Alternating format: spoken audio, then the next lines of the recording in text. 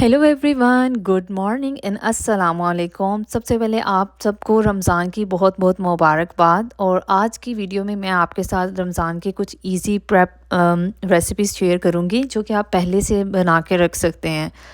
यहाँ पे सुबह बच्चों को स्कूल ड्रॉप करने के बाद मैं और मेरे हस्बैंड ब्रेकफास्ट करने के लिए ये रेविलियन कैफ़े है हमारे घर के करीब, वहाँ गए थे क्योंकि आज का दिन बहुत लंबा जाने वाला था। तो सोचा आज ब्रेकफास्ट जो है वो बाहर से ही कर लेते हैं।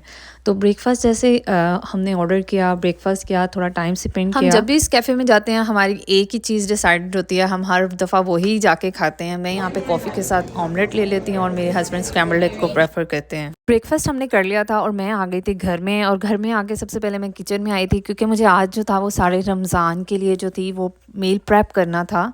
और मेरी कोशिश थी कि मैं जितना काम आज कंप्लीट कर सकती हूँ वो कर। यहाँ पे यूएसए में मेरा सेकंड रमज़ान है और फर्स्ट रमज़ान में तो मैंने बिल्कुल भी कुछ प्रिपरेशन नहीं की थी क्योंकि बच्चे बहुत ही छोटे थे और मेरा यहाँ पे फ़र्स्ट टाइम था। बट इस रमज़ान में मैं कुछ प्रिपरेशन कर लूँगी और फिर नए घर में जाके बाकी की प्रिपरेशन मैं आपके साथ नेक्स्ट वीडियो में शेयर करूँगी। तो स्टार्ट करते हैं सबसे पहले बटर से। ये बटर जो है वो कास्को से मैं ऑर्डर करती हूँ हर मंथ, और इस बटर के अंदर जो है ये 4 पैक होते हैं और हर पैकेट के अंदर जो है वो 4 स्टिक्स होती हैं।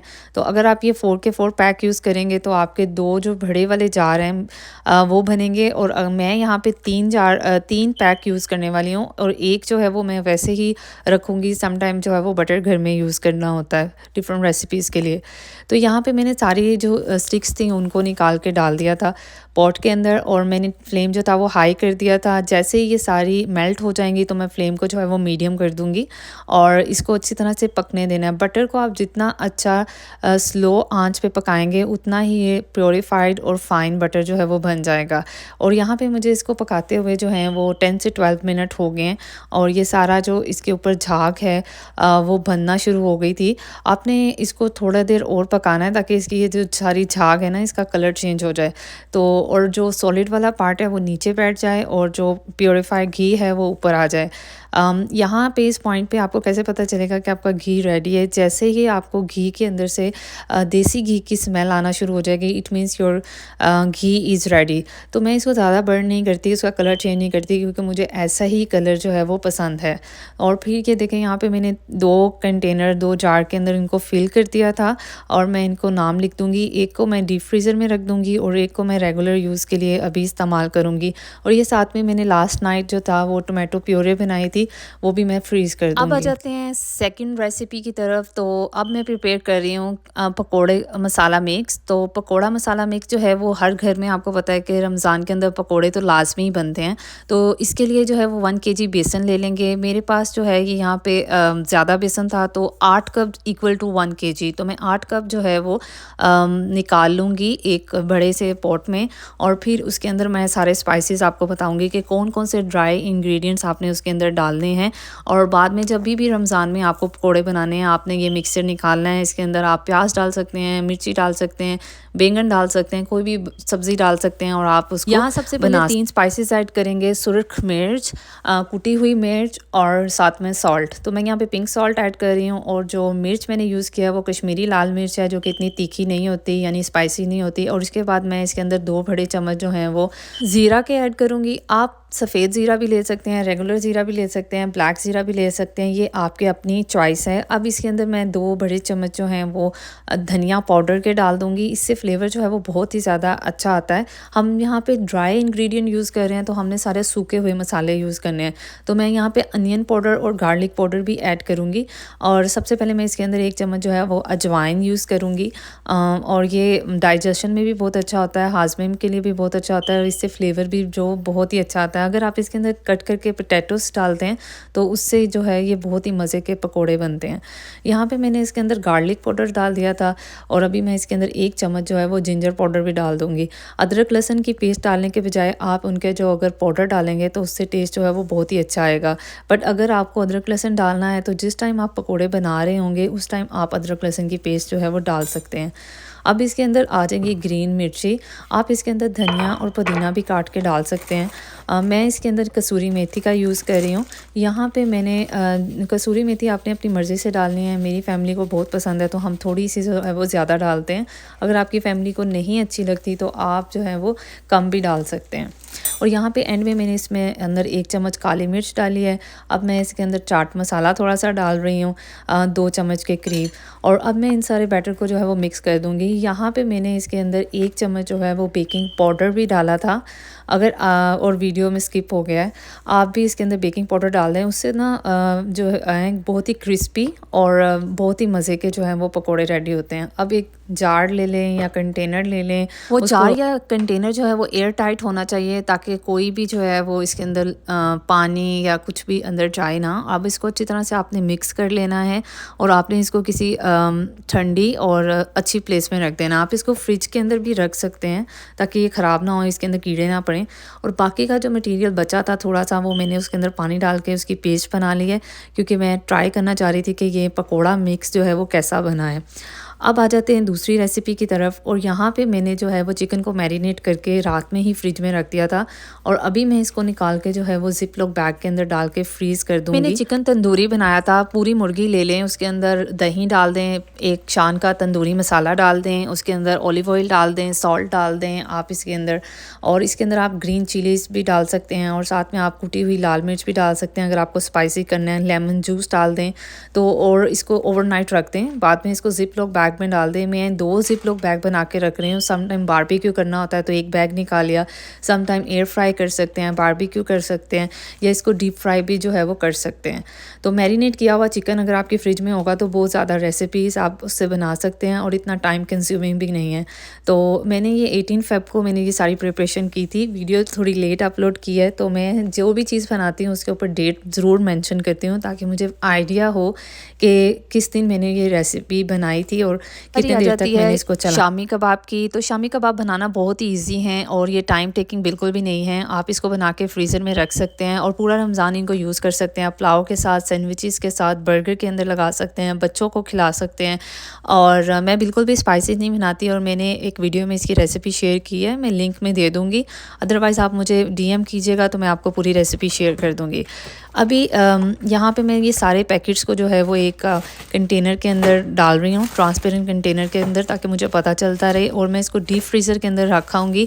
और मुझे पता है कि ये बॉक्स जो है वो रमज़ान की प्रिपरेशन का बॉक्स है और ये सब चीज़ें रमज़ान में यूज़ होनी है। तो मेरा डीप फ्रीज़र क्योंकि नीचे बेसमेंट में होता है तो मैं बेसमेंट में इनको जो है जाके रख दूँगी। फिर जैसे जैसे मुझे जो सी चीज़ चाहिए होगी वो मैं निकाल के सुबह ऊपर ले आती हूँ और आके उसको डीप फ्रोस्ट कर लेती हूँ और फिर मैं उसको शाम में बना लेती हूँ। ये डीप फ्रीज़र मैंने जो है वो बेसमेंट में पड़ा हुआ है और ये बॉक्स मैं यहाँ पर रख दूँगी। इसके अंदर मैंने चिकन रखा है, अपने शामी कबाब रखे हैं, समोसे रखे हैं, और जो चीज़ें मुझे आज चाहिए वो मैं ऊपर ले जाऊँगी यहाँ से।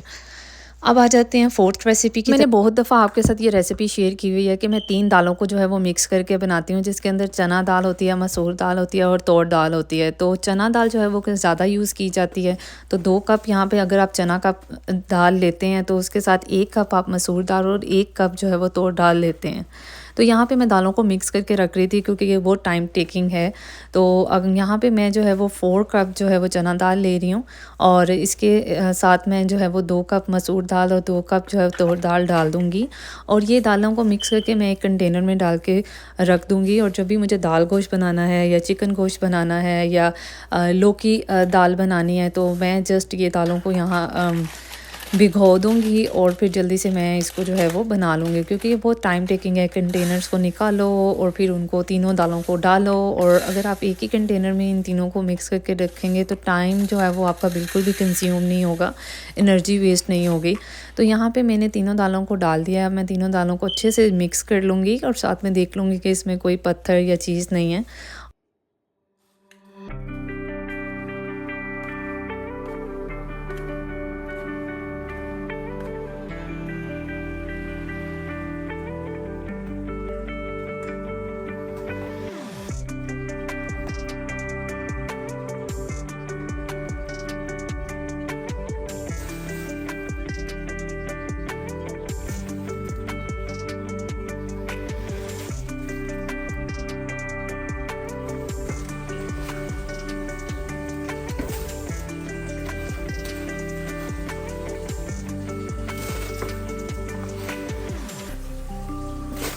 यहाँ पे मैं इस कंटेनर के अंदर फिल कर लूँगी सारी दालों को और इसके ऊपर लेबल कर दूँगी। और ये मैंने हाफ़ रमज़ान के लिए बनाई है, 1 मंथ के लिए, और जैसे ये ख़त्म होगी मैं फिर से बना लूँगी। रोज़े तो सिर्फ बड़ों के होते हैं, तो बच्चों के लिए भी रमज़ान में कुछ ना कुछ प्रेप करके रखना पड़ता है। जैसे मेरे बच्चे अभी 3 साल के होने वाले हैं, तो उनको जो है वो दिन में 2-3 दफ़ा खाना जो है वो चाहिए होता है।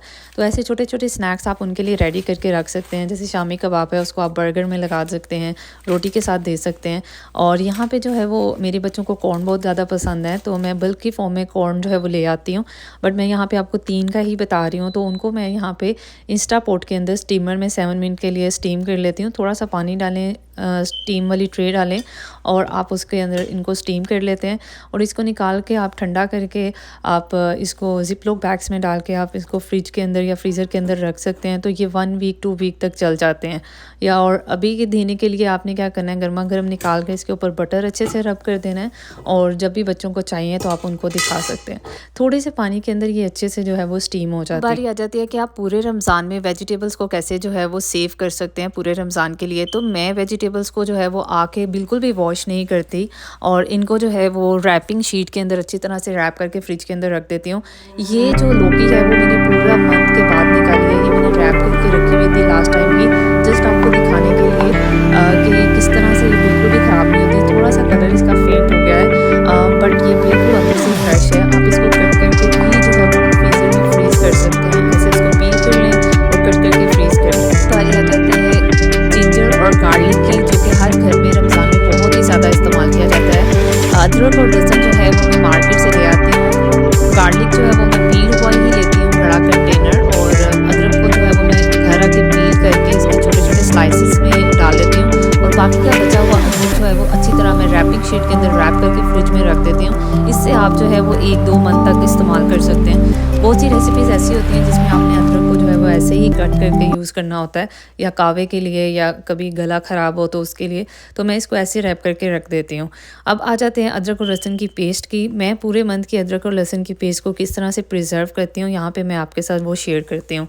सेपरेट सेपरेट कंटेनर में भी मैं इसको ग्राइंड कर लेती हूँ। और यहाँ पे जब आप इसको ग्राइंड कर रहे होते हैं तो उसके अंदर आप थोड़ा सा विनीगर डाल दें, जिसको हम सिरका भी कहते हैं, और थोड़ा सा जो है वो नमक डाल दें। तो इससे ये जो है वो लॉन्ग लास्टिंग हो जाते हैं, 2-3 मंथ तक कहीं भी ख़राब नहीं होते।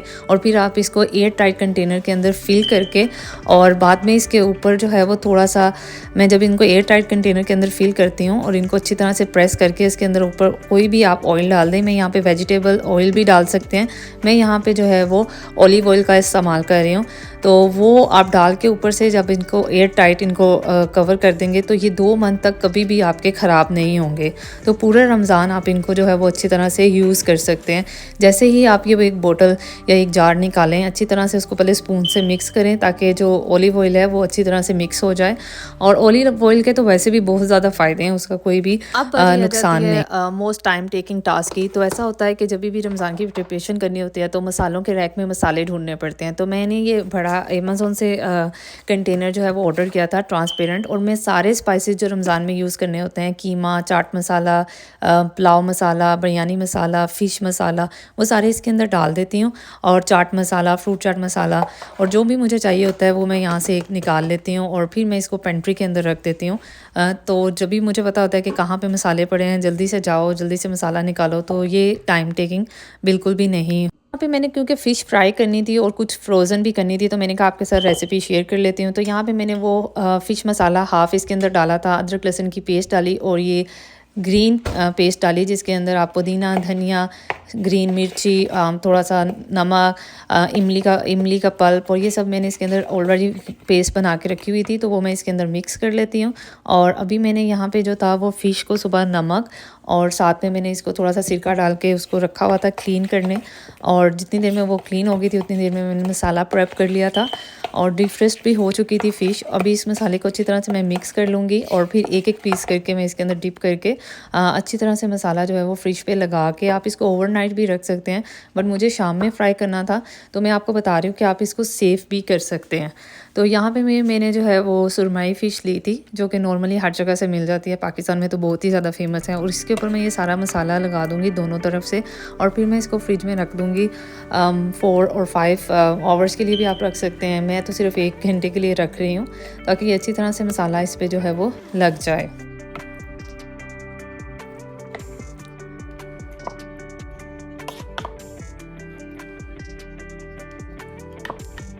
फ़िश एक तो फ्राई करने में बिल्कुल टाइम टेकिंग नहीं होती है और जहाँ पे हम इतनी ज़्यादा चीज़ें फ्राई कर रहे होते हैं, ऑयल भी प्रिपेयर होता है, तो आप उसमें फ़िश भी जो है वो फ्राई कर सकते हैं। आप इसको एयर फ्रायर भी कर सकते हैं और आप इसको इंस्टा पॉट पे स्टीम भी कर सकते हैं।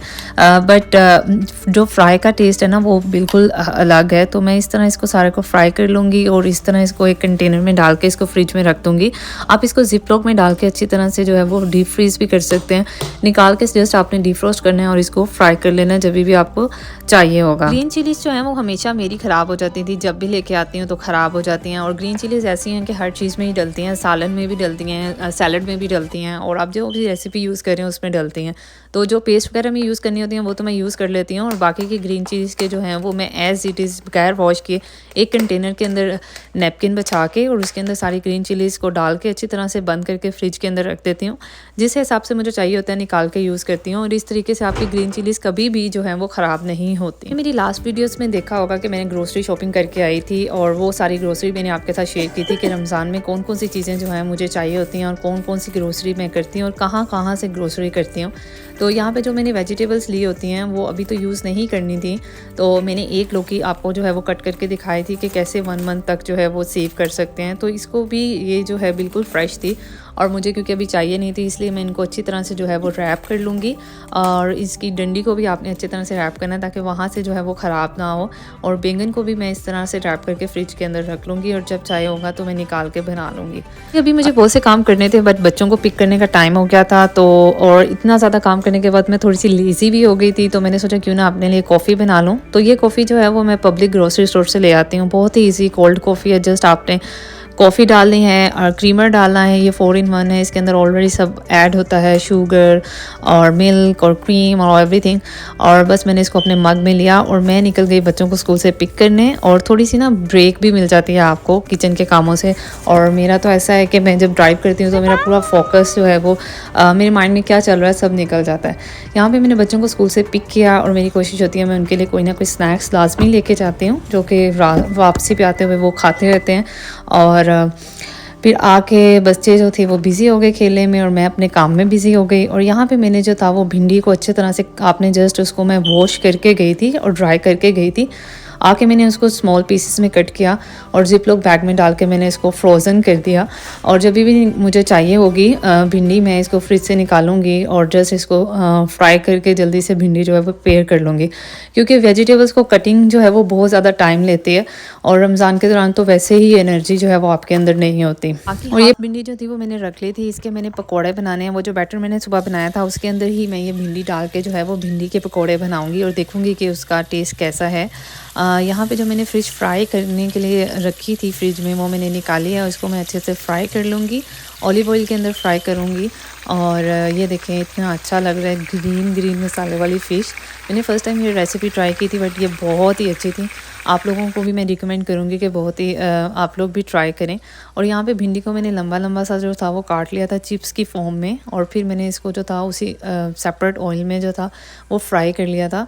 और ये बहुत ही कुरकुरी भिंडी थी, बहुत ही मज़े की भिंडी तैयार हुई थी और मसाला जो था वो बहुत ही अच्छा बना था पकौड़ा मिक्स का। आप उसके अंदर प्याज डाल सकते हैं, बैंगन डाल सकते हैं, पालक डाल सकते हैं। यहाँ पे जो था वो फ़िश बिल्कुल रेडी थी और ये जो थे बन रहे थे पकौड़े।